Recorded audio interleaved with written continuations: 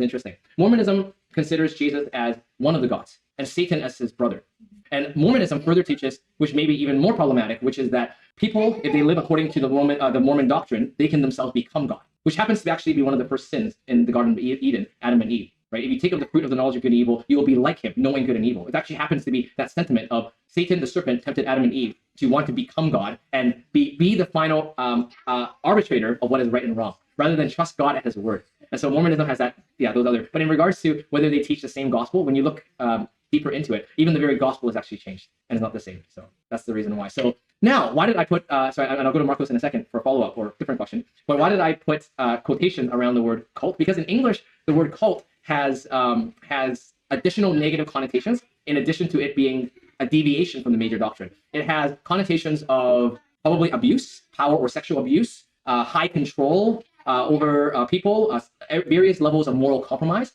These two groups, Mormonism, I've actually had to, did I tell you the story last time about one of the people in one of my previous congregations? I had to help bring them out of Mormonism, and then the Mormons kept hounding her. Oh, did I tell you about that? And I had the phone on behalf of my church. My member here, this is what she's saying. She's saying she doesn't want any contact with you. If you continue to pursue her, I will have to get involved and stop this. Like, stop contacting her through Facebook, phone, knocking on her door. I ask you to stop, or I'm going to get involved on behalf of my church. And so there is elements in which there's control. There's secrecy. I personally am not fond of Mormonism as much because they seem to use their marketing strategy to piggyback off of us by making their website and everything very Christian and not making the statement that all of us Christian groups in the actual camp of Christianity, we said, you're not part of us. And they're saying, see, and they're trying to use our influence. I'm not fond of them. But with that said, morally speaking, they would hold to similar moral ethics as us on sexuality and whatnot, not lying, being a good person, that kind of thing. So that's kind of why I use quotes, I put quotations around the word cult, because there are cults like in Asia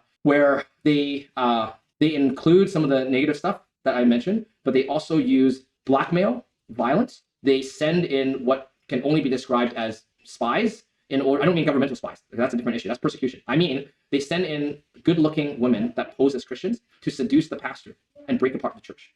So that, to me, I'm like, okay, that's pretty cultish. I'll call that a cult, right? But that's why I hesitate to use the word C-U-L-T, cult, to describe Mormonism and Jehovah's Witnesses. I'll say that those are not Christian groups. They are deviations from Christianity. That's what I would say. That's kind of why. Yeah, but with that said, I think they're kind people. I've talked with them, they're kind people and even interacting. And I think my last comment is that our posture towards Jehovah Witnesses and Mormons should be the same posture that we treat non-Christians or even each other that we disagree with, which is kindness